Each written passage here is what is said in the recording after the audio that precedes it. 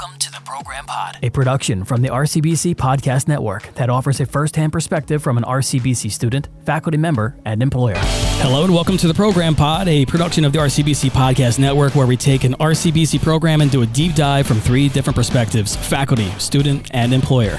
Thanks for joining the conversation with me, your host, Jay Varga. And for today's episode, we're talking all things communications, which, hey, I'm also a fellow member and graduate from RCBC's communications program with the associates. Today with us, we have Michael Chulsky-Lopez, an RCBC student studying creative writing and business, who's benefited from RCBC public speaking courses to overcome his anxiety and increase his confidence both in and outside the classroom. And Michael is joined by his partner, RCBC electrical engineering major, Scott Kubic, who will also share his experience navigating communications classes from the perspective of a student pursuing an outside field.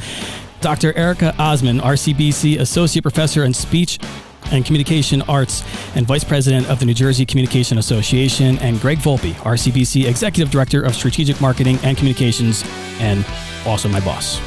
So, thanks for joining the show, everybody. Thanks for having us. Yeah, thanks for having us. Yes. So, as always, RCBC embraces a student-first philosophy, and we have two exceptional students in sharing their stories and how to use communications towards channeling different levels of anxiety, as well as using communication skills in everyday aspects of life. Mike, Scott, welcome to the show, as we just said, but can you please tell us a little bit about yourselves, how you met, and how you came to enroll at RCBC? So we first met at a gaming convention called Awesome Games Done Quick. It's a speedrunning convention where people basically play through games as fast as they can. It's like sort of a muscle memory thing where they just go at the same game over and over and over again. Like, personally, I speedran Animal Crossing, which, yeah, it's a real speedrun. And I did probably 1,200 attempts of it throughout my time. But we ended up meeting at the convention, and it took a couple of conventions. We would just talk offline and whatever. And after the second or third convention we went to, we just kind of hit things off, and we started dating. And I basically got kicked out of my house when I was 18. And so I kind of dropped out of school. I went and got my GED and moved to New Jersey to come live with him. Where'd you move from? I moved from Colorado. Okay. I was going to Pomona High School in Arvada. Quite the different perspective from from Colorado to New Jersey. Oh, yeah. But honestly, drivers here are way better. Okay. Hard to believe, but yeah. Wow. All right. Yeah, I mean, we've been together for 6 years now. It's been pretty good. And for the record, I did Super Mario speedruns, Super Mario World, Super Nintendo stuff. But yeah, I mean, it was a random, chance of fate, and it really worked out for both of us, I feel. So how'd you guys end up here at RCBC? So he grew up in Long Branch, which is, Jersey Shore area. We started both going to Brookdale, but we kind of we're moving around a little bit, and it took some time for us to figure out what we really want to do in college. So we ended up moving down here because I got a job opportunity to have a full-time job, and I worked there for a little while, and I decided that I wanted to go back to school because I wasn't having the full-time job thing, and it was just miserable. So I started trying to follow my passion, which has always been working on computers and whatever. So I was it's kind of stupid that I was going to school for chemistry or whatever when that had nothing to do with any of my interests. And he was already going here at RCBC because, we moved down here. We couldn't get up to Brookdale anymore. So also because Brookdale first went there, I was told that I could do a degree entirely online, because actually until this past semester I had not gone to an in-person class since 2008. So I was excited to do my degree online, but then when I was nearing the end of my degree, I was informed that the program just didn't exist. They stopped doing it, so I had to go in person. So I was kind of annoyed by that, and so I was looking for better schools. And then since we moved out to Burlington County, I was like, well, why not give this a try? And then I saw how beautiful the campus was, and I don't know, I just was drawn to it. So I was like, yeah, let's give it the good old college try, pun intended. Did you not want to go in class because of anxiety? Yeah. Well, I kind of dropped out of school in my, I want to say, it's been so long. It's sophomore or junior year, because it got too bad. I would have panic attacks in class. I was bullied a lot. Mm-hmm. So, it was hard for me to go in class, and I was skipping a lot, and eventually I bided my time until I was 16, and then I dropped out, and then because they couldn't force me to go at that point, and I tried to get my GED back then, but there was a lot of stigma, and my my grandmother, who was my caretaker at the time, refused to let me get my GED back then. So I just didn't until a few years ago. So now you come here to RCBC. Yeah. And what's the first in-person class you take? Public speaking. Okay, that makes a lot. That makes a lot of sense. Yeah. Right, for someone who has anxiety, you want to take public speaking. Yeah. I mean, funny enough, you could actually take it online, but there's a lot more effort, and it's one of those things where I'm like, why not bite the bullet and try to, get that out? Like, try and see if it could help me in some way. I kind of feel like public speaking almost has to be in person. It doesn't have to be, but Nope, doesn't have to be. Doesn't have to be. Okay, so she's here to correct me. But Dr. Osmond, is this normal though for someone with anxiety picking out a public speaking course? This just cracks me up. This is how we connected, the three of us, because this is almost unheard of to have such levels of high anxiety. And then out of all the courses that we offer here, to say I'm going to go to the class that causes me so much anxiety. That's brave to do. It's unheard of. And it's not, I know you have the option of an online course or an in-person course, or today we even have virtual live, but when you were taking it, it's not that the online course is harder. The logistics is put on the student, finding that live audience and getting that all together. And so sometimes that could be difficult for certain students. But it's a really interesting, case study to even look at, right? Yeah. How somebody with such anxiety would willingly walk into a class that most students wait to the last semester to take, which I never understand because it's a fun class, right? Oh, no, I love that right? class. It's a fun class. And when they leave, that's the attitude change at the end. When people leave, they're like, I didn't think this was going to be like this. I really enjoyed this class. Because, I think students forget, one, it's a fake learning environment, right? So people are encouraging, people want you to respond the way that they responded. So they're clapping for you, they're giving you tips, you're meeting friends. We're not a stuffy classroom where students are just sitting and, getting lectured at. It's a really hands-on class, whereas a teacher, you're more a facilitator of these little workshops, trying to break down some of those walls and anxieties that students come in with, which is difficult. And the fact that, that Mike came every day, you showed up, that's a huge accomplishment when you have such anxiety. And I don't think people give that enough credit. So that's a brave thing for him to have It was done. kind of a struggle to get him to go to class. But you did. You got him. I forced him. I'd be like, no, I have class. We're getting up. Let's go. And So how do you think, taking Dr. Osmond's public speaking course help you guys channel your anxiety? Well, for me, me personally, I don't really have anxiety about public speaking. It's definitely, the onus is on him for all that. Like, he absolutely hates it, but But you had a role, right? So you kind of think about that. You had a role. You came as the support to make sure that he walked through the door. And naturally what happened, that whole little group you sat with on the side, at the end of the class, you're giving them Christmas gifts and baking for them. So that encouragement naturally starts to form when you just show up, right? That's the biggest thing is just showing up. And he was like, when we were first signing up for the classes, he was like, I'm not taking this class unless I can take it with you. And so we had to make sure that my schedule could fit with his schedule so that he could show up to the class. Because, that was the only in-person class he's taken, and I don't think he's going to take another one, right? Yeah, but now I'm not too scared if I have to. Right. It was a nice, I would say it's a nice preparation because you had to do a lot of speaking in that class, obviously public speaking, but I would say just the confidence that it teaches you, that's very important to say. I would say the confidence because Dr. Osmond, part of her the syllabus, I guess you would say, or the course requirements is that she would have us, she did an exercise where we all had to stand up and make a silly pose or whatever, and everybody clapped, and at the end, we were then we were told, well, what were you thinking when somebody else was doing their pose? And it was I was thinking about how I don't want to do this pose.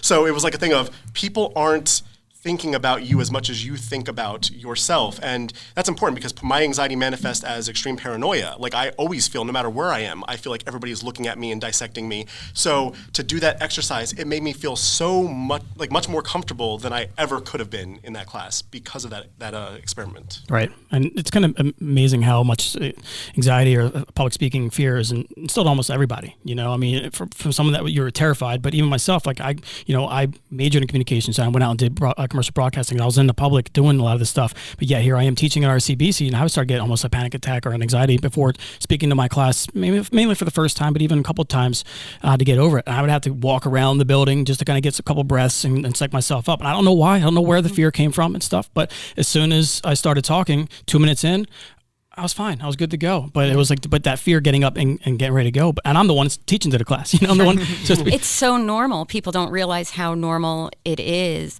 to have, what is anxiety? It's extra energy. Right. How are you going to use that extra energy? Extra energy could bring excitement to a speech. It could also run you. You have to stay in control of that energy.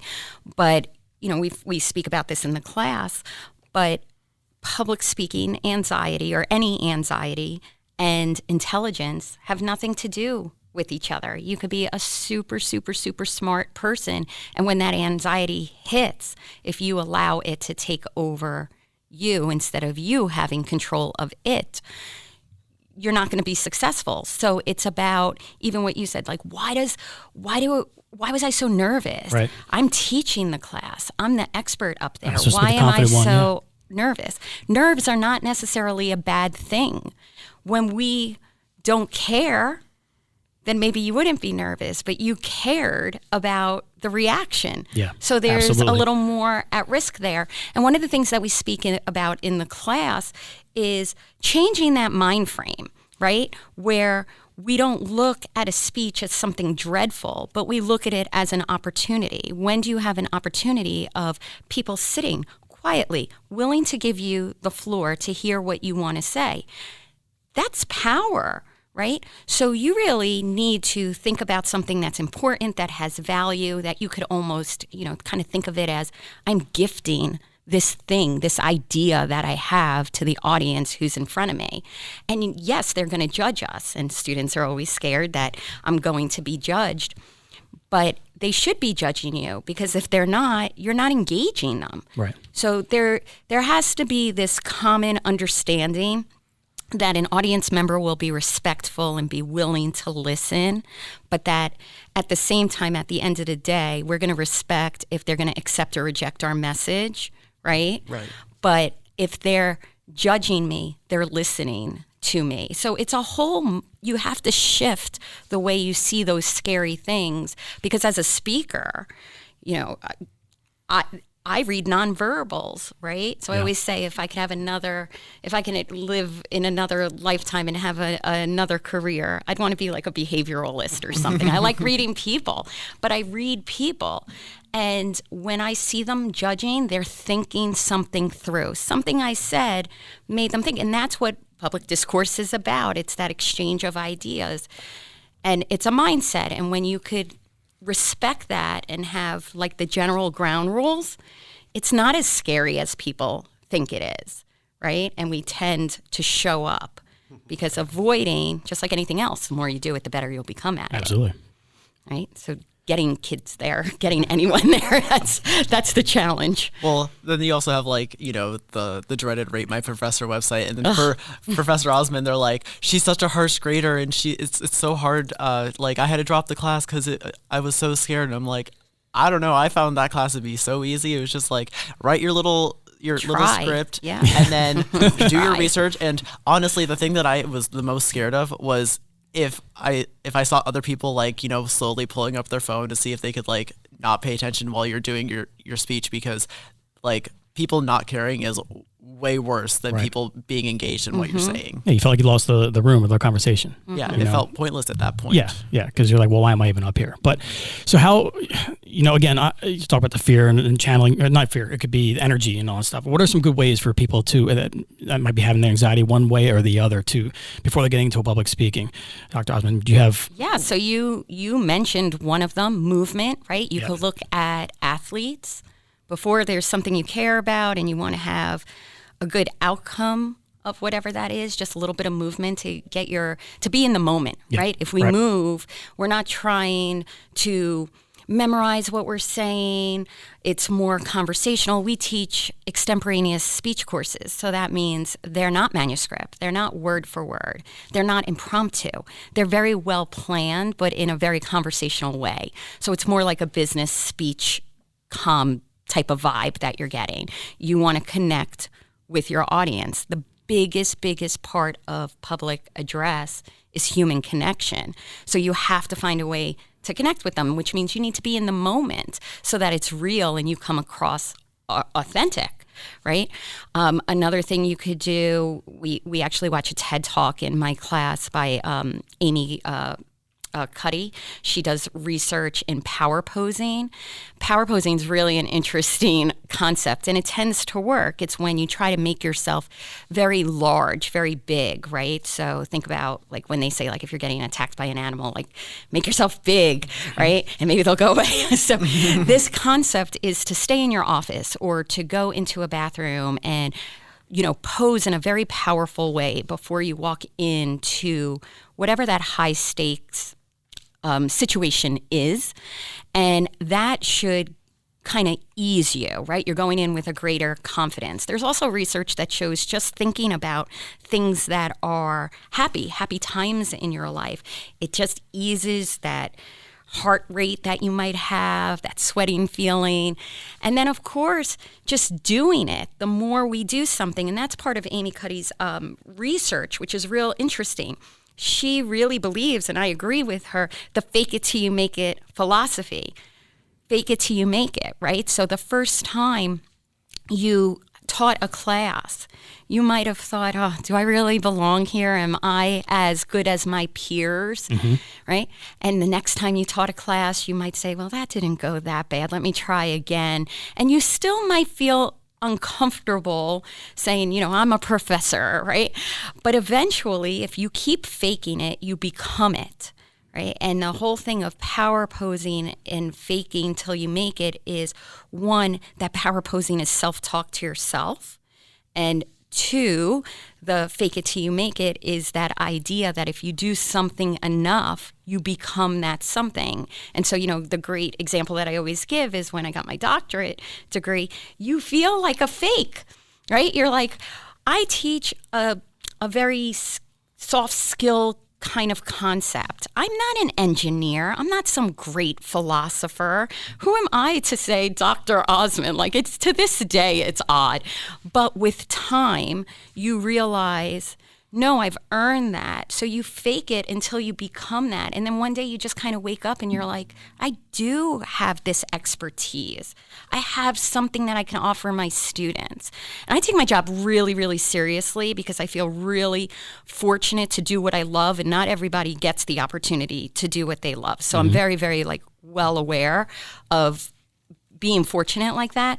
But when I go into a classroom and I work with students, I feel like I'm really giving them something they can apply that day in every other classroom, when they go on interviews, when they're in their private life, whatever it is that they're doing, what we teach, even if it's just the confidence to know you can do something, that I'm giving that to you. That's like I said, every speaker has to have a gift. That's the gift, right? Is that thing, that tangible thing that you could go and use. So it's a combination of just getting people to do it, believe in yourself, and fake it till you make it, and eventually you'll become it. And the skills you teach, they're used by all those professions that you cited. Yeah. I mean, everybody. I tell people all the time, if you don't major I think majoring in communications for undergrad is such a great idea because so many people today go to graduate school, right? We need grad school for so many fields. And so maybe at that point, then you go off a different way, or if you are doing your undergrad in something, maybe you minor in communications, but try to get that soft skill comm courses in there, because no matter what you do in life, you have to present. Even if you want to go into computers, you're a creator. Well, what do you do when you create something? You have to sell that thing. Right. Right. I think it's so important. Like, my dad is a ceramics engineer, and he has people who work under him who cannot talk to save their life. But then he's this great presenter, so he keeps moving up in the company because he can sit there and explain exactly what his process is, why it should be, why the company should go with it, and they can move forward with that because he got the concept to them. If you don't have that concept and you're just holding all the information in and you refuse to share it with anybody, no one's going to know what you're thinking. No one's going to know how to sell it. Yeah. I was going to say part of, I wanted to add on to what Dr. Osmond said, which is that about the imposter syndrome, and the reason why I ultimately decided that I definitely wanted to do it in person is because I've actually created stuff. I've written books and I've been at conventions, and I've never felt comfortable taking a role. People were coming up to me asking me for, to talk to me, wanting me to sign stuff, and there were panels, but I never felt comfortable doing it because I felt the imposter syndrome and I also felt the anxiety about speaking. So I really wanted to take that course to get over that a bit, or at least be able to adapt to it better. And I feel like it did help. It made me think about things in a different way, and it really did help. And I'm not just being a kiss up here because she already graded me. I'm done with the class, but I feel like out of all the classes I've taken in my entire college career, public speaking was probably one of 2 classes that I actually learned something I will retain for the rest of my life. Yeah, and you're both bringing up 2 really good points. One is what you just said, Mike. You don't have to love it, right? We talk about this on the first day of class. I remind everybody, my job is not to make you love speaking. My job is to make you competent in it. There's a lot of things we don't love that we do. I do not like to fly. I don't love it. I'm never going to love it. But I do it because sometimes you need to do it to get where you're going. Mm-hmm. Well, same thing in a professional setting. Sometimes you need to do it to get where you're going. What's the gift that you brought your dad up. What's the gift that he's giving? He's giving vision. That's leadership. Mm-hmm. So no matter what field you go into, if you could present well and organize your thoughts well and do it, not necessarily love it. It's great if we love it, but if we could do it, you will always position yourself in a better spot, right, to advance because you'll be seen as a leader. It's a very competitive world. So it's job security. When you could say, I can organize my thoughts and I could share vision with people and I could do that effectively, you have now separated yourself from the rest of the pack. And for young people who are trying to get into the working world, when they can add that into the conversation when they are having interviews, that's something, as somebody, I'm sure Greg will talk about this, but that's something when you're deciding who you're going to hire or not hire, that's impressive when someone could come in and say, I could get people to follow me. Like I inspire people. I could get, your vision out to people so that people aren't just creating these great things and then what do you do with them? Right. Right. Well, actually, that's a great way to finally tie in, Greg. How you been, bud? You all right? Yeah, I'm good. Okay, make sure you're still around over there. So, as we know, again, Greg Volpe, also my boss since the podcast falls under the communications department itself, but he is the RCBC Executive Director of Strategic Marketing and Communications. So, Greg, what was your path to landing, your current position here at RCBC? And can you kind of go over some of the daily duties as director? Sure, but before I do, I just want to congratulate Michael and Scott first on their bravery for everything they've confronted in their life and also for sharing their story today. I just love and I'm always inspired when I hear about students finding themselves at RCBC, so thank you. Thank you. Yeah. All right, so how I got into this chair, growing up I could do 2 things well. I could write and play music, and when I was trying to figure out what I wanted to do with my life, writing seemed more secure, more like the real job. Got attracted to journalism, had an awesome mentor at college, the late, great Dr. Robert Cole. Some of the things that Dr. Osmond mentioned too, I never understood what he saw in me until I started editing on the college newspaper and saw my writing compared to others, and I kind of clicked in that, yes, I could separate myself from the pack that way. So I just loved hard news, and that's what I was going to do. I started out that way, had a 10-year career in journalism, which, as we all know, is kind of faded by the wayside. Segued a little bit into government, political, public relations. Fortunately, this great job at Rowan College of Burlington County became available, and it's just awesome. It's working with students is such an exceptional part of the job. Faculty get to do it so much more than Jay and I get to see, but it's just great. It's a privilege, right? Because you have a direct impact on someone's life. That doesn't happen a lot. on their life when they're trying to figure out what they want their life to be. So it's a big responsibility. Certainly. So yeah, we met with someone last week, a student. She was a psychology major looking to get into communications. So the whole team met with her, and it was just awesome to be able to like give some advice. And so speaking of advice, though, what advice would you give students looking to enter this field, and kind of how to market themselves to some prospective employees? I think number one, you need thick skin. Everything we do is that's for sure.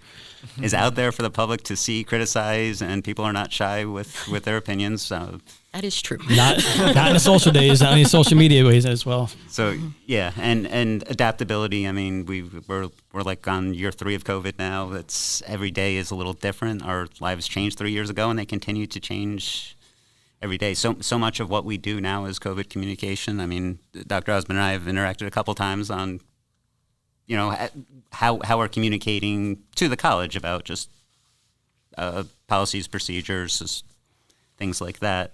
I'm going to interrupt you for a second because, when people hear how we're communicating to the college, they don't realize what a huge task this is.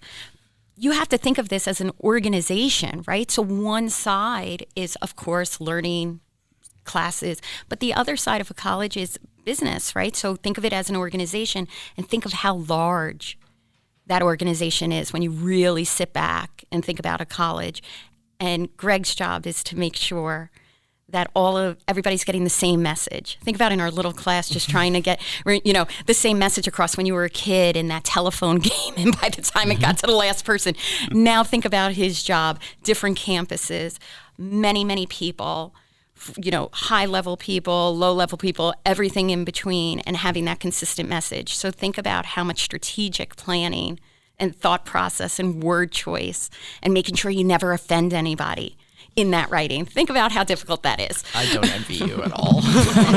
And our customers too, they're not like transactional. We're not selling you a cup of coffee. You're here for a while. You're invested in us. You're part of the community. So the thing is too is like, we're in the marketing meetings like every week, and we're trying to figure out what's the best way to get these messages out to like the cohesion. But we have such an age discrepancy too here for the student body, but even just for faculty and employees. So, and everyone has their different social platforms and how they would get their communications through email, Facebook, Instagram, all the different TikTok and stuff. I still don't even know how to use TikTok. My wife uses it all the time, but there's so many different ways. And that's the thing about communications. It kind of also ties into technology too, is you have to stay with the times and continue to get that kind of message out, right? Absolutely. No, that's why we're podcasting these days. Yeah, that's our new medium because everyone's podcasting. We were talking about a little bit off, especially during COVID. Some of the instructors I knew were making students go back and download podcasts and report back on them because it was it's a non-contact. All right, you can have your social distance through a podcast, but you still get your educational lectures that way. I mean, Mike, Scott, you guys listen to podcasts? When I was working my crappy 40-hour-a-week job, I literally listened to every podcast I could find on my Pocket Cast app. I think I have like 140 days listened or something like that. It's ridiculous. And I resisted for so long, but you can only listen to the same several albums over and over before you need something different. So yeah, now I'm I guess not unfortunately because I've learned some stuff, but yeah, I'm a podcaster listener. And look at where you are. You're on a podcast. Yep. Somebody with anxiety like that, talk about faking it till you make it, right? Put yourself in every situation, talk yourself up in the mirror.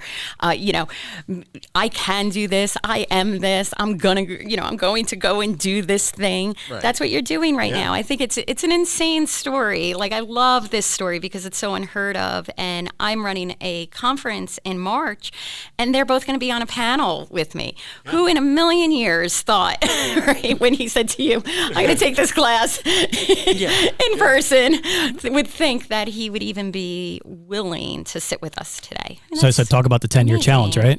Amazing. Michael even said that. You said you struggled with going on the panels for your writing, which was a passion of yours. I never was able. I was offered many times, and I turned it down, and I regret it now. And that's, it's terrible to have regrets, but I regret not standing on the panel because, writing a book is not easy. People think it's easy. It's not, and it's a big deal. And I was able to, offered to be able to speak about that, and I wish I would have because I should have been proud for it and wanting to speak to it, but I just couldn't get over that anxiety. You were reviewed in USA Today. There's no reason that you should be scared about what you've done. Anxiety is terrible. What was that review for?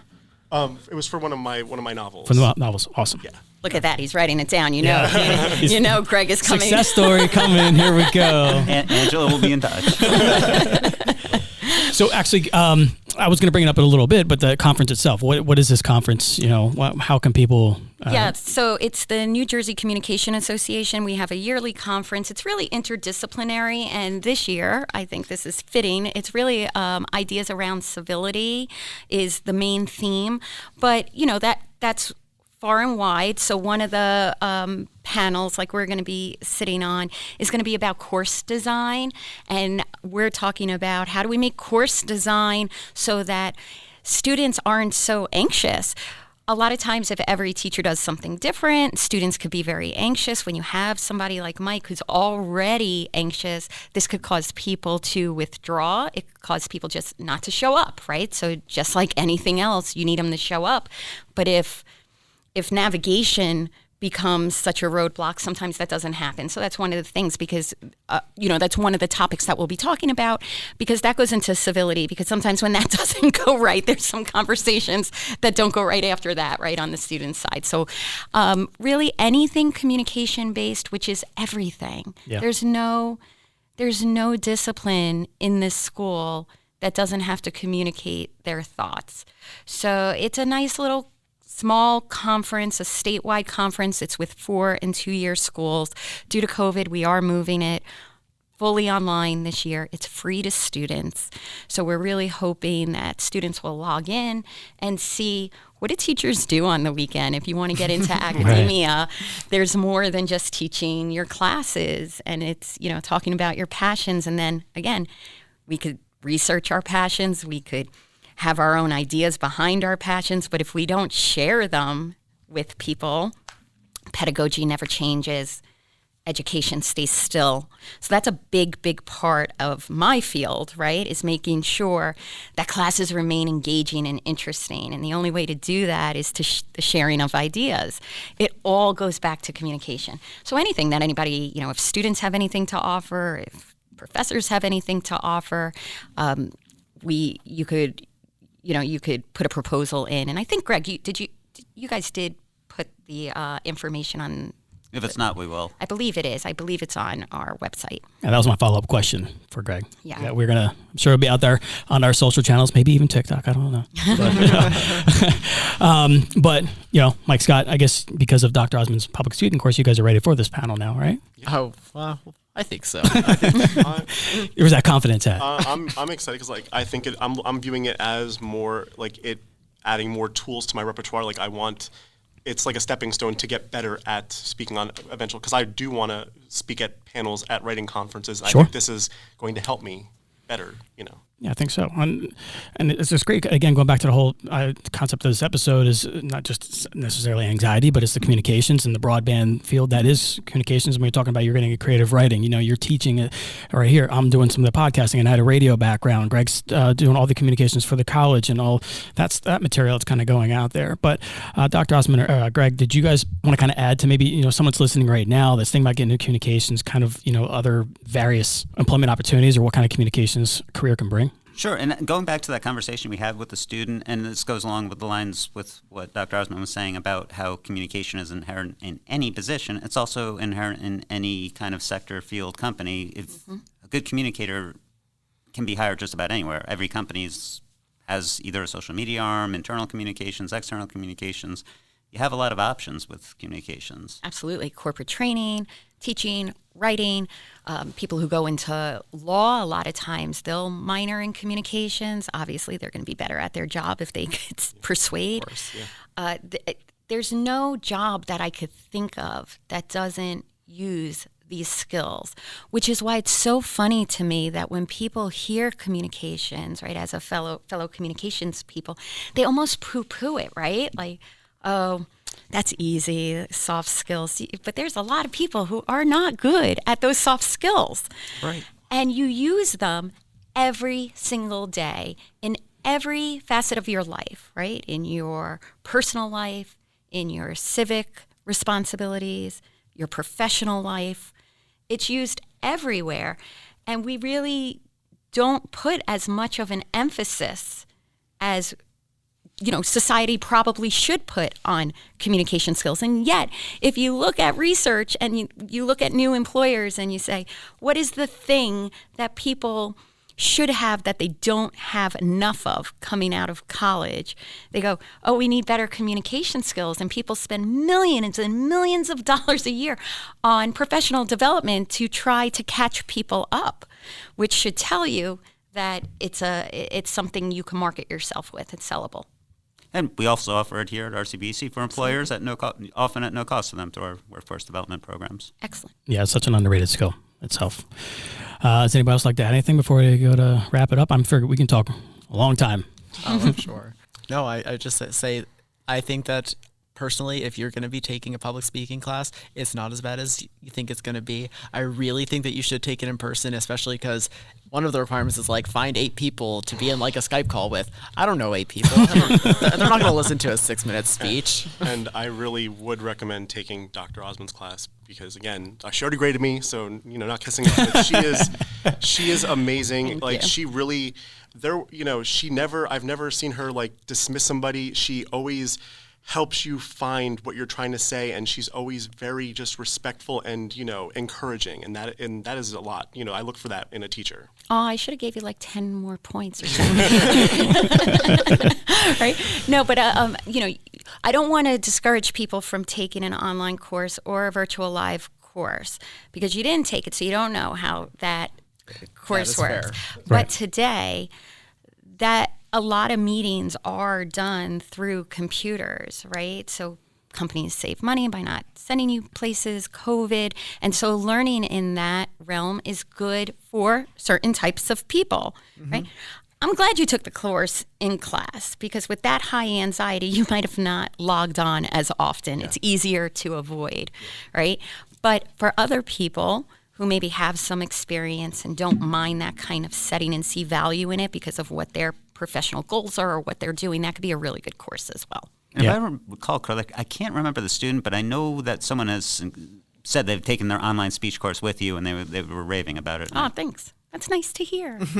Not the one person I was rating. Right? I was like, that professor. Yeah. They don't know what they're talking about. Yeah, like you said, show up. But I also, again, to back it up with the whole public speaking, though, I think it is one course among many courses in communications. Like you said, you don't have to be studying and majoring in communications, even like you were, Scott, right? But it's such advantageous for you to get out there into the career field itself to be able to communicate with everybody else. And it was something I always told my students that were in taking radio production and teach them how to do public service announcements and communications, or producing the commercials. Now you're still behind the scenes and you're working with audio consoles in a single room and stuff. But I felt public speaking, because you're eventually gonna have to get out there. You might have a book to sell. You got to sell yourself to to the listenership if you want to get out there and broadcasting and podcasting and such. But either between that and acting, I felt like because I will do with character development, but the public speaking course is such a tremendous course to take, and it's not that scary. It's not. It's not. They all like it when they leave. Right. Yeah. And that's all. I think it's all props for you right there. So, all right. Well, I think that's going to do it here for this episode of the Program Pod, and I hope you enjoyed today's show. I want to thank our guests again today, RCBC students Mike Lopez and Scott Kubic, Dr. Erica Osmond, RCBC Associate Professor in Speech and Communications Arts and Vice President of the New Jersey Communication Association, and of course, Greg Volpe, RCBC Executive Director of Strategic Marketing and Communications. Again, everybody, thanks for coming on the show. Thanks for having us. Yeah. All right. So, again, I'm Jay Vargan. If you'd like to learn more about RCBC's programs, visit rcbc.edu, and also be sure to subscribe to the Program Pod on any platform where you get your podcast. I'm looking at you there, Scott, too. Add to your 140 listens or whatever it was. Right? And if you're feeling kind today, of course, give that 5-star review, smash that like button, as they say. Right? And until next time, thanks for listening. Thanks.